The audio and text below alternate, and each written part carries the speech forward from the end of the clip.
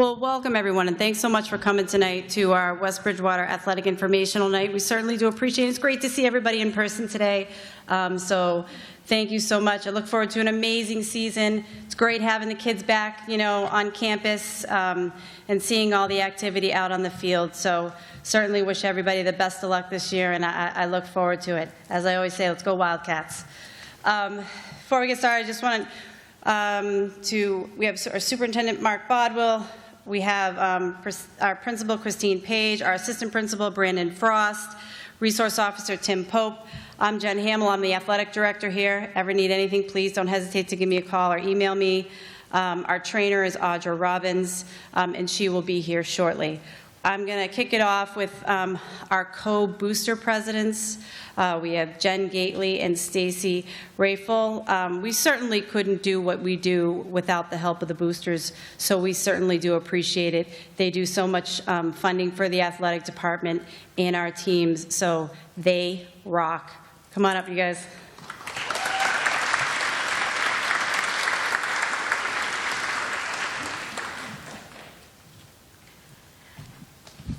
Hello, everyone. Welcome. My name is Stacy Rafel, and I have been involved in the WB Athletic Boosters for over 7 years.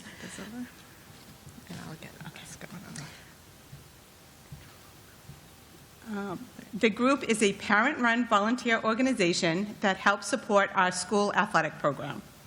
We meet at the school on the second Wednesday of each month at 7 p.m. in the Learning Commons. At these meetings, we discuss fundraising ideas, form committees, and decide how to use the funds we raise to benefit our athletes. We would love for you to join us and bring new ideas to the group. There is a table outside the auditorium selling some of our merchandise, and there's a sign-up sheet so you can be added to the email list. If you sign up on the sign-up sheet, you can get a free lanyard. If you cannot make the meetings, you will be able to stay updated on the things we are doing and any upcoming events. On the screen, we listed some of the accomplishments we've had in the past. One of our big events that we host each year is the Athletic Awards Banquet. At this event, we honor our varsity athletes with certificates, plaques, and varsity jackets. These items are all paid for by the Athletic Boosters Club. The banquet costs about $15,000 a year, which is why our big focus is on fundraising. We have many fundraising events throughout the year, and to tell you more about them is Jen Gately. Okay, what we do fundraise. I just want to quickly go through the main fundraisers that we host throughout the year, just to give you an idea of what we do. So our first fundraiser coming up is the car wash. That's going to be on Sunday, September 26th from 12 to 3. The great thing about that fundraiser is it involves the students. So they have a lot of fun participating in this fundraiser, cause a little chaos. But it's a really fun event. You can help us out by coming down to the town hall and getting your car washed. Can't promise it'll be the best car wash you've ever had, but they'll have fun washing it, so that's all that counts. Laura McGrath and Christy Fuller, I don't know if they're here, they're the chairs of this, and they should be getting some sign-ups into the school when school starts, so the kids can sign up for that. The next one is the Comedy Night fundraiser, which is chaired by Jen Morash. I know I saw her little face back there. We're hoping this will happen this year. We did have to put it on hold last year because of COVID. The year before was our inaugural event. It was a lot of fun. We're hoping that that will take place again this year. How you can help if this does go off is just, attend the event. If you're not available to attend the event, we always look for sponsors and raffle donations for these types of events. The Snack Shack. So if you've been to a football game, you've seen us at the Snack Shack selling pizza, hot dogs, or your typical concessions.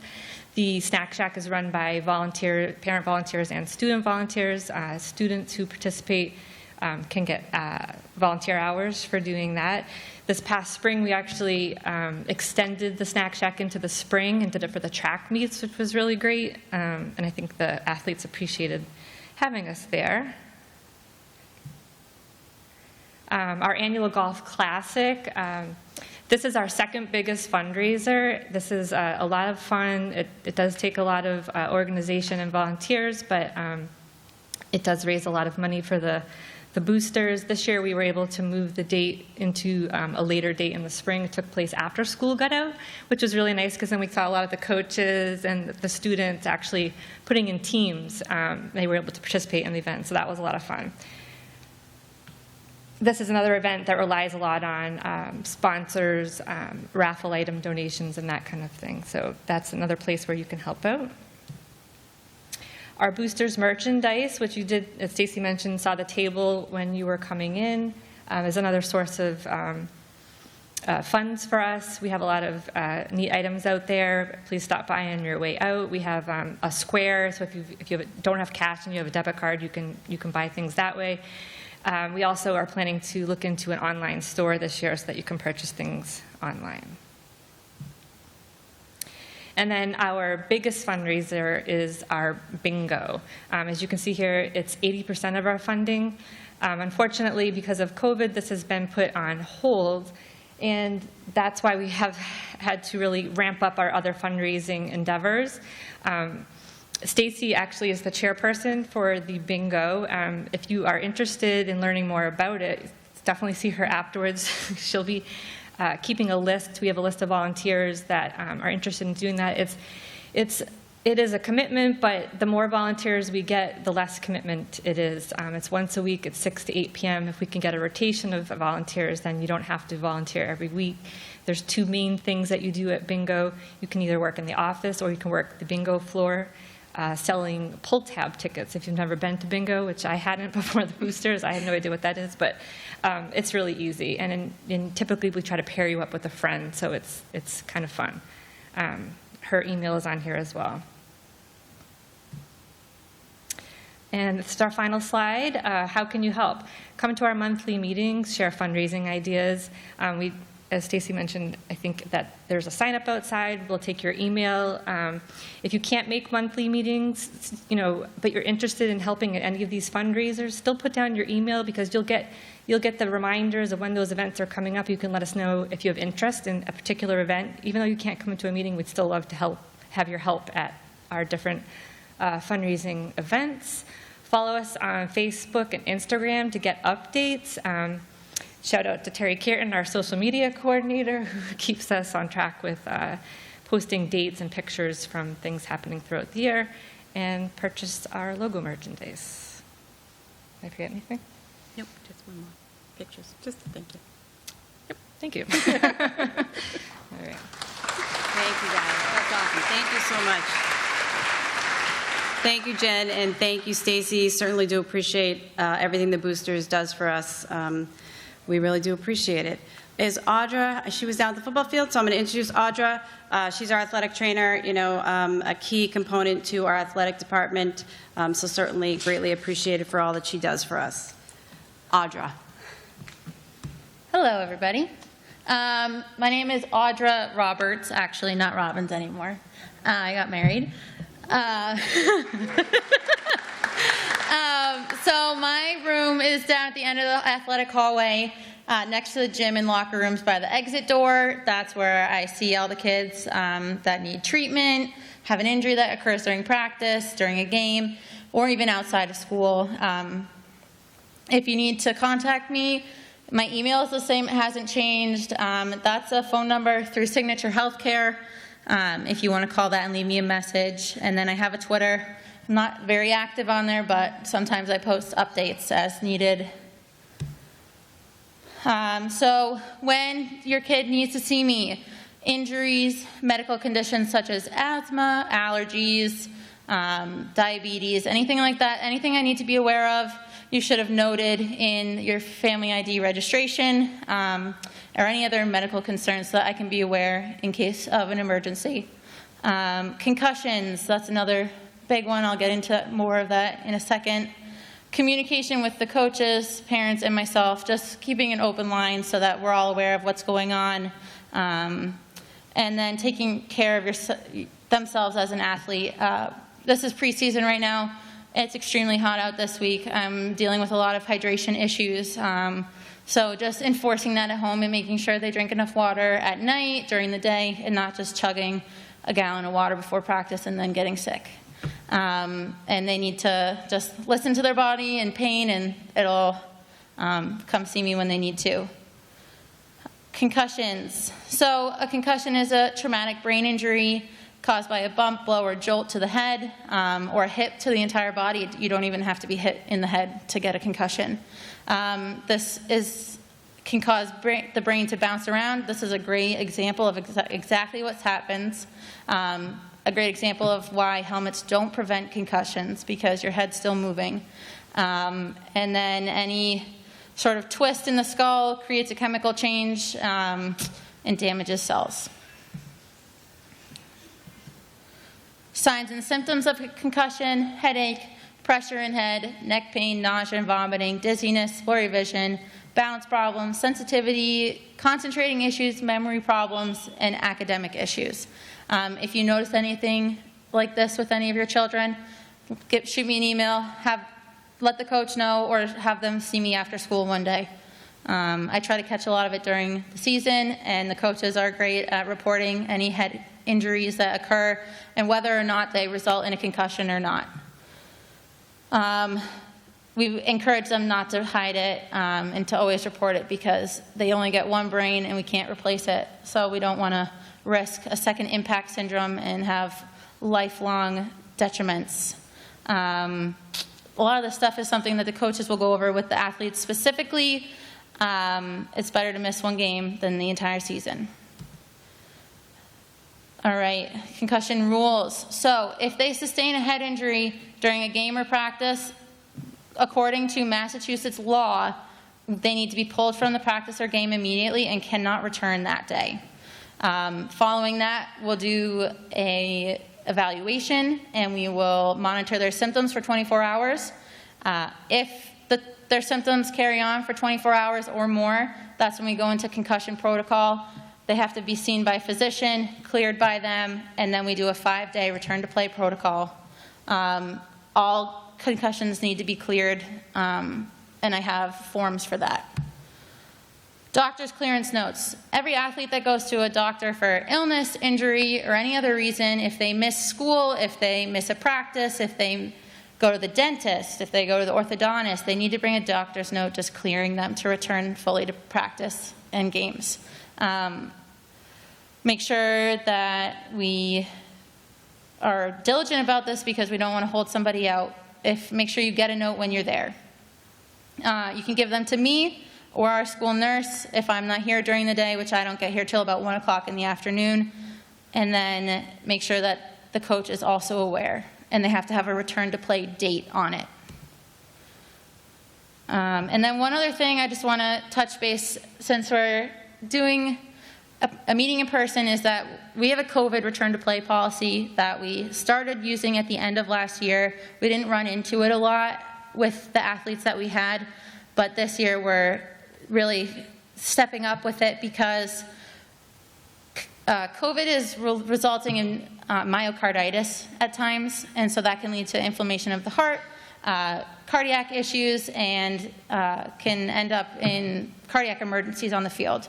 So we need a doctor's clearance note. We're clearing them to return, confirming that they don't have any cardiac issues or symptoms, and then we need to go through a return to play protocol with that as well. So it's very similar to the concussion protocol, about 5 days, and we just need to make sure that we're on top of it. So if any of your children end up with COVID during the season and off season, please make sure that the nurse is aware, as well as myself, because we don't want to end up on the first day of the tryouts chasing people down to complete a return to play if they had COVID 2 months ago. And I know it seems like we shouldn't have to worry about that if it's been 2 months, but it's something that we're just taking care of at the beginning. So even if they're an off-season athlete, they can come see me. We can do the return to play as soon as they're cleared by their doctor, get them ready so that on the first day of their season, they don't have to worry about it. And if you have any questions about any of this, you can email me. And that's it.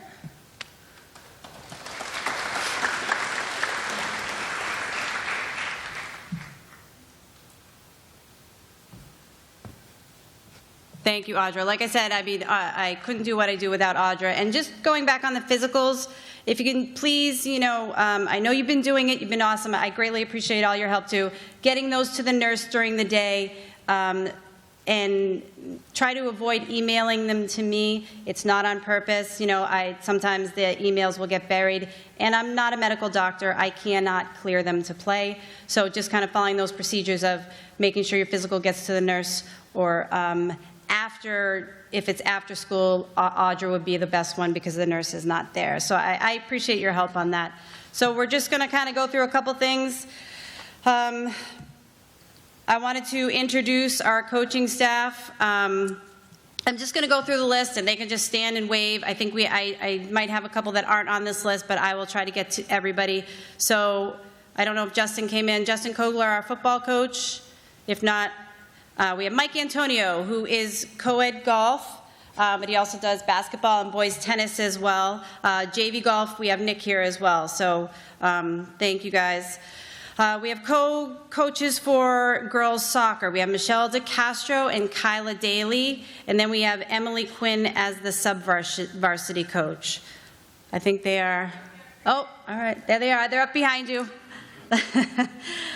We also have Jim Pooler, who's our boys soccer coach, and Austin Maskell, who is not here tonight, but he is the JV boys coach, and you will see him out on the field.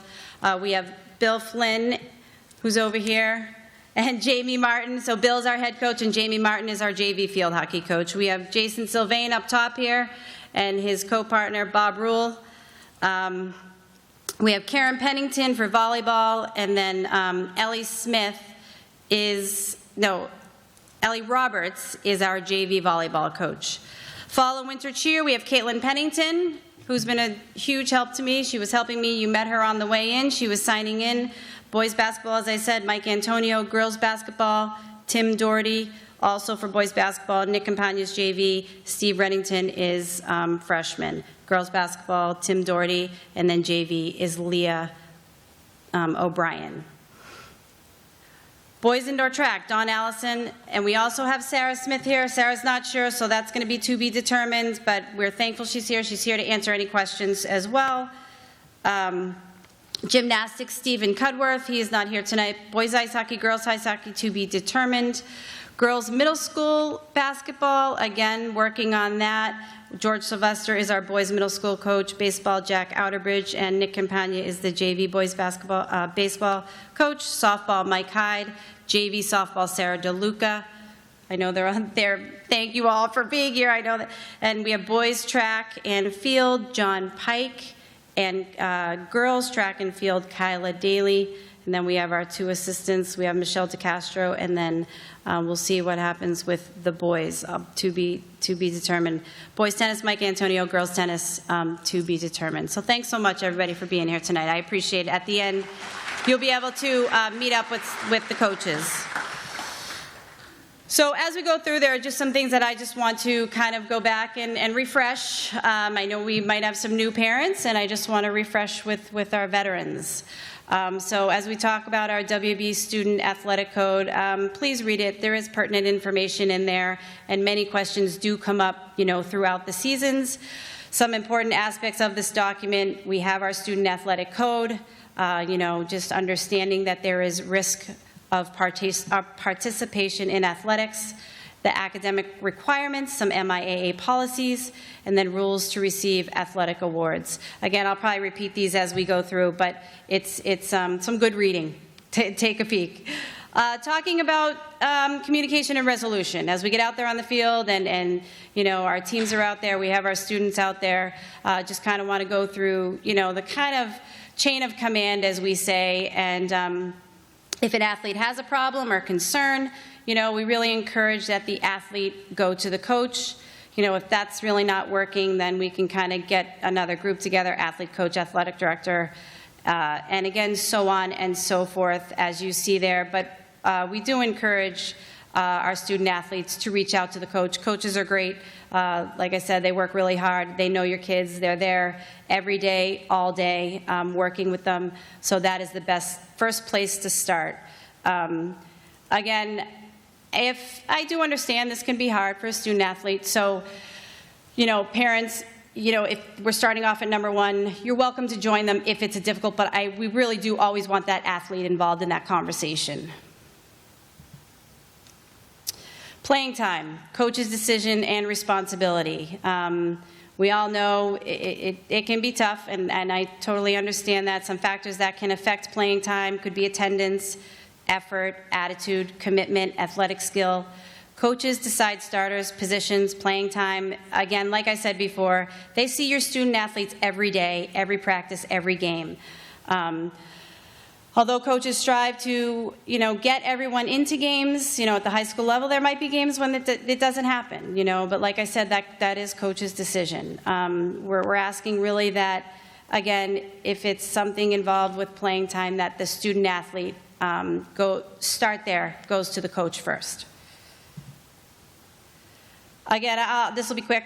I already talked about physicals. They have to be good within 13 months. If you have a question about that, you can certainly email me. I can help with that. But like I said, during school hours, Mrs. Dietrichson would be great. And then after those hours would be our trainer. And again, just something that we found, it needs to state somewhere that, your child is cleared to participate in all activities, sports, camps. That means they're ready to go.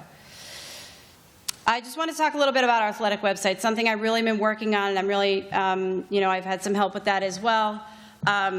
When you go to our athletic, so if, you go to our, let me see if I can just pull it up. I want to try quickly. So this is our West Bridgewater Public Schools. If you go to schools, you go down to athletics. This page comes up. We have our athletic code here, the FamilyID registration, concussion information, important links. If you scroll down, again, I'm working on this. We do, again, have the sports registration. And there's almost like a Twitter feed at the bottom that I will push out and put information on there as well.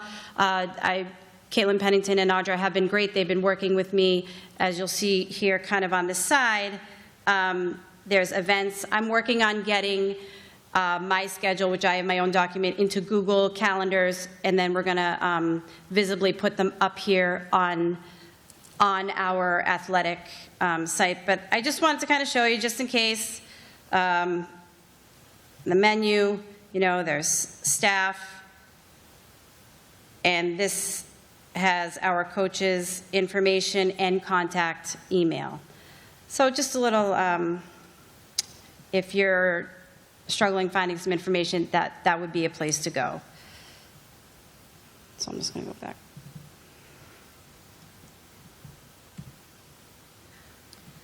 So once again, like I had said, working on the athletic schedules. I'm working on getting them up there on our page for WB.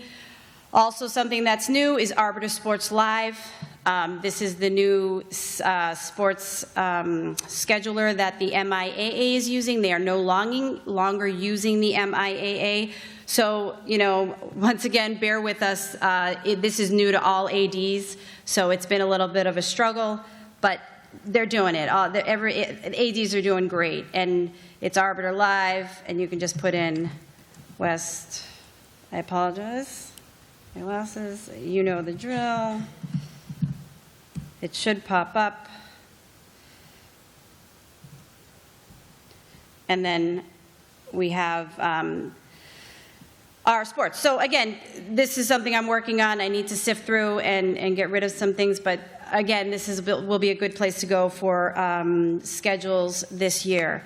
And again, if you have any questions, please don't hesitate to reach out to me, but first and foremost, head to your coaches, because they're the ones that have the most pertinent information.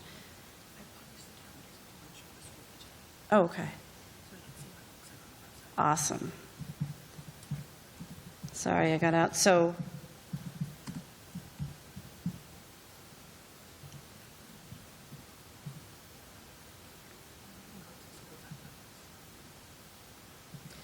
this is Caitlin Pennington, our cheer coach, and she has helped me. So it looks like you go to more, and schedules, and all fall, and again, so on and so forth. So there are some calendars up there. And again, we'll work on keeping this up to date. But once again, if you have a question about your schedule, please reach out to your coach, and we will do our best. They'll answer your questions. If not, they will find me. That's awesome, Caitlin. Thank you. Oh, yep.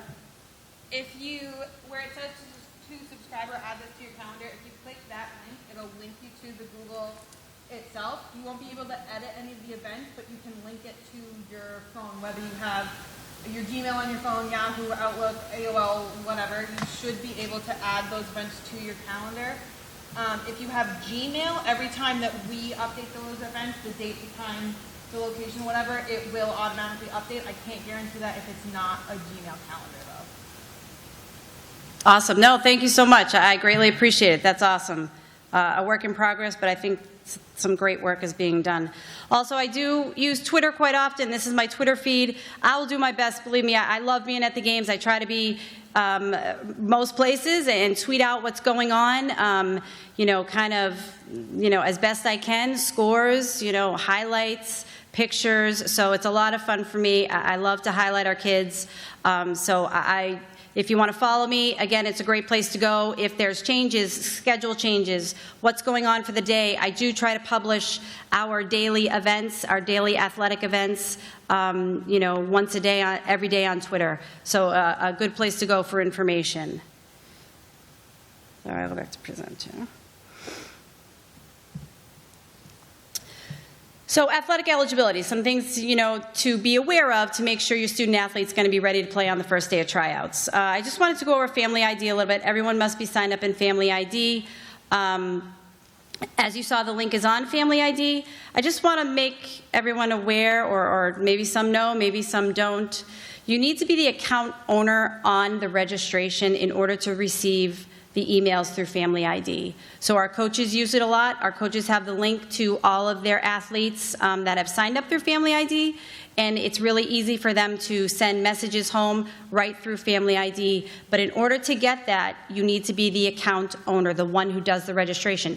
You can also, if you are not, call FamilyID. They can walk you through it to become the account owner or to get on that emailing chain. And also a great place on the FamilyID is the help kind of search.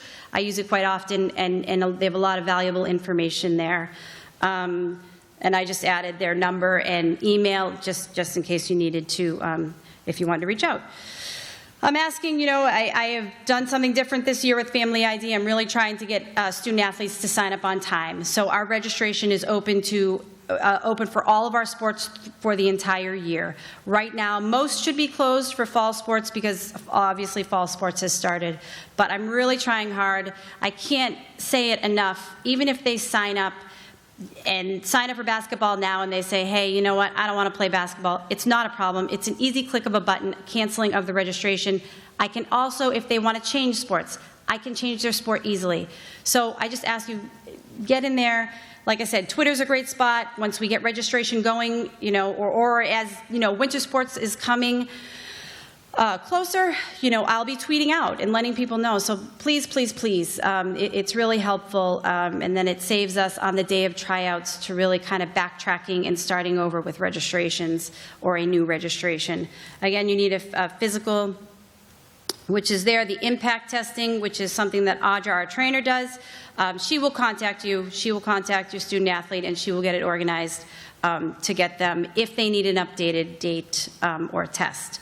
Athletic fee, it is a $200 fee. This covers you for the entire year. And it is, if your student athlete decides not to play or something along that nature, we can certainly return it to you. So no worries there.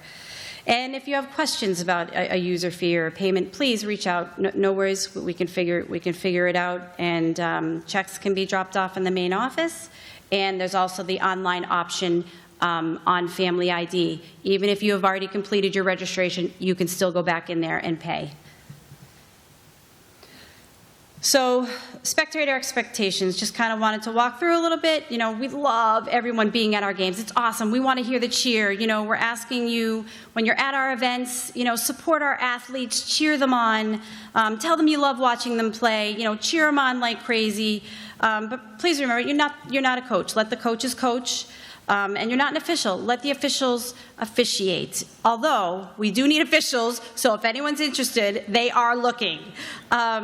But I do work really hard to get a great rapport with our officials that come onto site. So I ask for your help, and just to make it a fun experience for everyone. And we want our kids to have fun and love the game and love to play. So I appreciate it and cheer like crazy. So some important WB athletic policies that I just want to kind of go through. Just as a reminder, some may know, some may not. Students must be in attendance at school by 7:45 a.m. In order to be eligible to attend a practice or compete in a game, sleeping's not an excuse. That is not an excuse to miss that 7:45 a.m. time frame. So please, remind your students, get them up, have them be on time. Notify the coach if they can't attend practice, if there's some extenuating circumstance that happens. The more, you can get in touch with the coach ahead of time, I think the easier that's going to be. Practices can they'll run Monday through Friday, definitely varsity can be practicing on the weekends. Times will vary, for practice time, so please check in with your coaches, but the expectation is to be at practice. Unless, obviously, if you're injured or an extenuating circumstance. We do understand that, and things do come up. But the more you can get out information to the coach ahead of time, we can take care of it.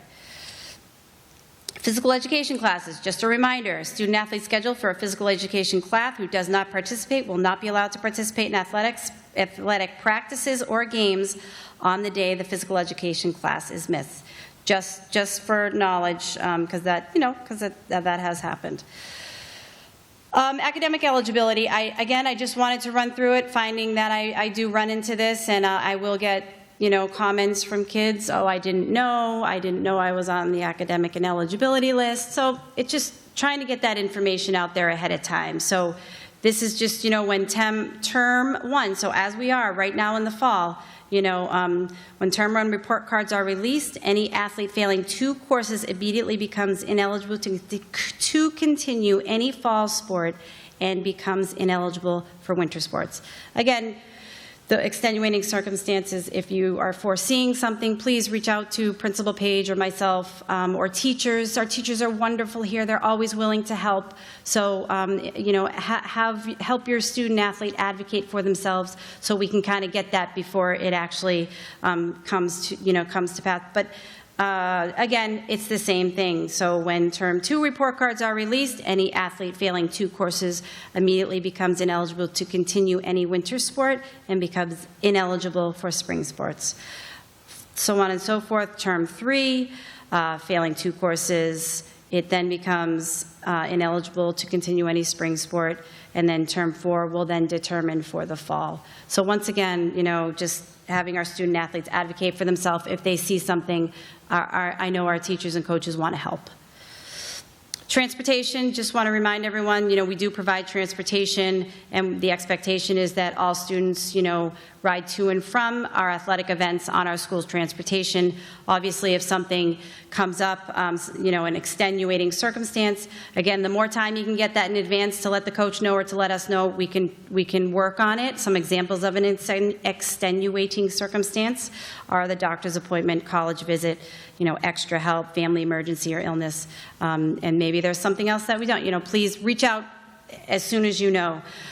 Let myself, Principal Page, Assistant Principal Frost, give us, I did want to say this, for me, at least 24 hours in advance. Of course, I understand things do happen, but I got to be honest, right after school, when things are happening, practices, games, I'm usually not sitting at my desk to receive an email or to receive a phone call. So that's why it's really helpful if you can do that ahead of time. So transportation to off-campus practice sites is the responsibility of the individual athletes or parents. Again, exceptions to this policy must be requested in writing to the Director of Athletics, Principal or Assistant Principal by the student's parent or guardian the day before an athletic contest. I just want to go over some MIAA rules that, again, just want to refresh that seem to come up. Again, the MIAA is the Massachusetts Interscholastic Athletic Association. This is our governing body that we use to, and we follow their rules. I have the website there, check it out. There's good information on there. Certainly, it can probably help you answer some of those questions, but as you see to follow, they do have quite a few rules and regulations that I need to follow as an athletic director, and I will do so. But certainly, and if you have questions, come find me and I can help you. We can figure it out. So 3 that I wanted to just kind of bring up that are important. The bonafide team member rule. A bonafide team member of the school team is a student who is regularly present for and actively participates in all team practices, tryouts, and competitions. The bonafide team members are precluded from missing a high school practice or competition in order to practice or compete with an out-of-school team, such as a club sports team. So just keep that in mind as we kind of go throughout the year. As I said, with our transportation, we do expect that student athletes are going to travel to and from our athletic events on our transportation that we provide. Some points of interest with the bonafide team member: cannot miss a practice, competition for non-school athletic activity, example like a club sports team. Students cannot be given special treatment, late arrival, early dismissal for non-school athletic programs. Again, these are taken right from the MIAA handbook. Can be suspended from future competition and can see AD for approved waiver. There is a waiver process. We're just trying to, commitment to our teams. All student athletes are expected to attend all games and practices, communicate with your coach ASAP. If you know something's coming up, missing a team activity for another event can affect playing time and lead to individual disciplinary action. Weekend practices, as I already mentioned, depends on the sport and the team, so that's why you really need to be in touch with your coaches. Discuss with coach ahead of time. Varsity sports expect to practice or play games on weekends and possibly holidays. So again, if you see something coming, please reach out to your coach.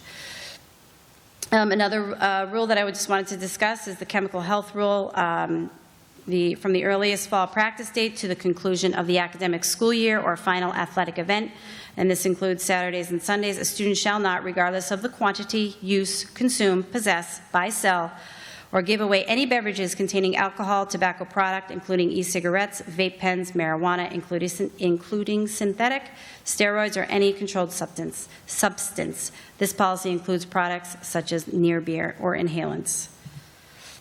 These are the penalties if found and are given a chemical health violation. Your first offense, as you can see, 25% of the contests. If it's, if you have 8 to 11 or 16 to 9, like most of our teams, you're missing penalties 4 games. That's a lot. So just trying to be aware and trying to help our student athletes do the best they can and stay on the field and continue to participate. Again, there's a second offense and then a second offense with dependency program. If you have questions, please, feel free to come by, and I'm happy to walk you through it. So I just wanted to discuss a little bit. I know I often hear the word captain's practice. The term captain's practice usually means the team's captains organizing and conducting, without adult supervision, out-of-season practice for that sport. The MIAA does not in any way sanction, encourage, or condone captain's practices in any sport. Captain's practice, depending on the member school's involvement, may be a clear violation of the rule defining season limitations. And we understand, while we understand and encourage athletes to prepare for their season, any student-organized sessions are in no way associated with or endorsed by the school or coaches. And once again, if you have questions, please don't hesitate to reach out. So next I'm going to introduce our resource officer, Tim Pope, and he's just going to kind of go through a couple slides about e-cigarettes and vape. Welcome, Officer Pope.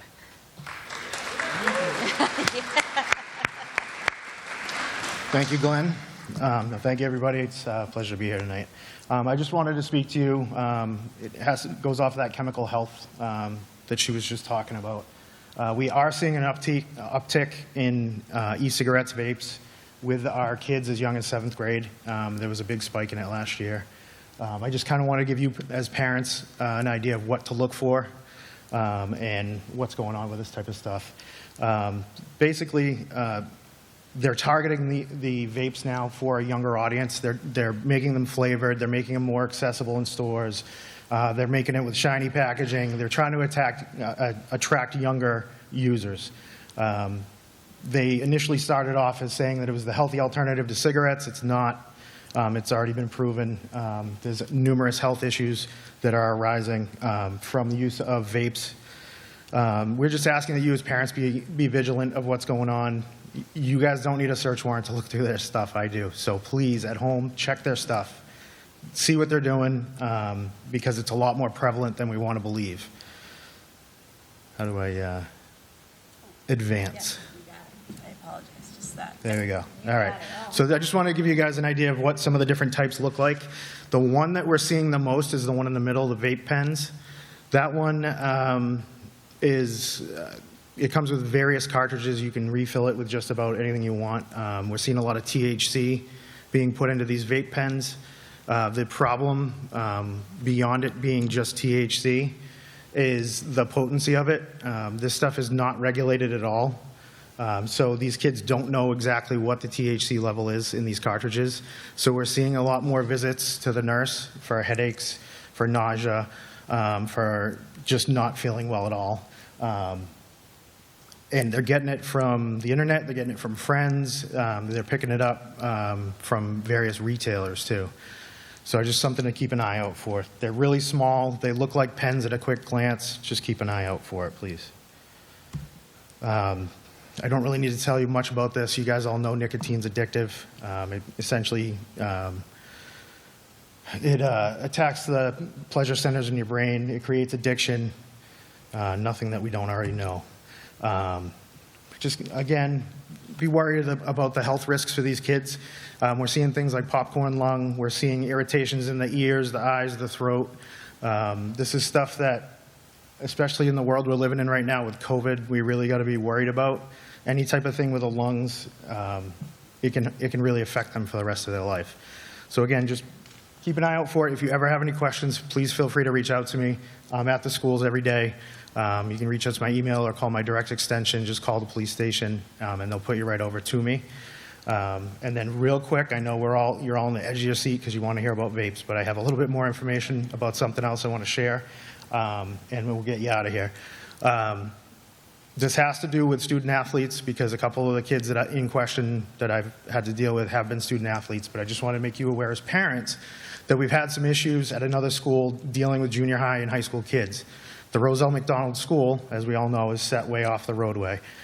We have some of our lovely youth deciding to go down there and make use of it as a party central. I'm sure that's not new to some of the people that grew up in town here, but it is happening again. So recently we've had some kids trying to access the roof of the building. They've smashed out a bunch of skylights. They've been drinking, partying up there. So we put up some cameras. So now the entire school perimeter is on camera. Just in case anybody goes there and walks their dog, you just wave. I'm the one that checks it usually in the mornings. So just let your kids know. Honestly, that's the approach I'd like to take on this. Just tell the kids, hey, if you're going down there, you can go play basketball, have fun with your friends, but just be aware that the cameras are always on, okay? I don't want to see any of the student athletes get in trouble and miss out on any part of the season or any season for the school year. And my biggest concern is that somebody's going to get hurt over there. So that also goes for we're having a lot of kids with dirt bikes over there. I have no problem with dirt bikes as long as they're not tearing up the school property and they're being used appropriately. So I just want to give you guys a heads up. Please just have the discussion with the kids, and I thank you. So have a good night.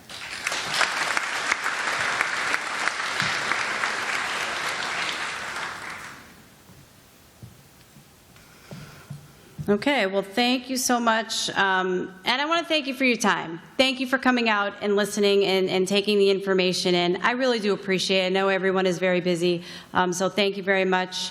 Looking forward to a great year. Your kids are awesome. And so, like I said, if you ever have any questions, please feel free to reach out. You're going to have the opportunity. We have some coaches here tonight. If you'd like, you can meet up with them. I have Some locations, girls soccer can stay here in the auditorium. We have boys soccer in the gym, cross country in the senior lounge, and we can help you up the stairs, up those Google stairs, and we can help direct you. Field hockey cafeteria, football gym, volleyball gym, golf learning commons, cheerleading is the CC room. We have girls basketball is weight room, but as you know, Mr. Antonio is also our boys basketball coach, and he is here. Winter track is in the weight room, softball cafeteria, spring track cafeteria, baseball cafeteria. So they are here. Again, thank you so much. Greatly appreciate your time and really look forward to a great year. Have a great night, everyone. Thank you so much.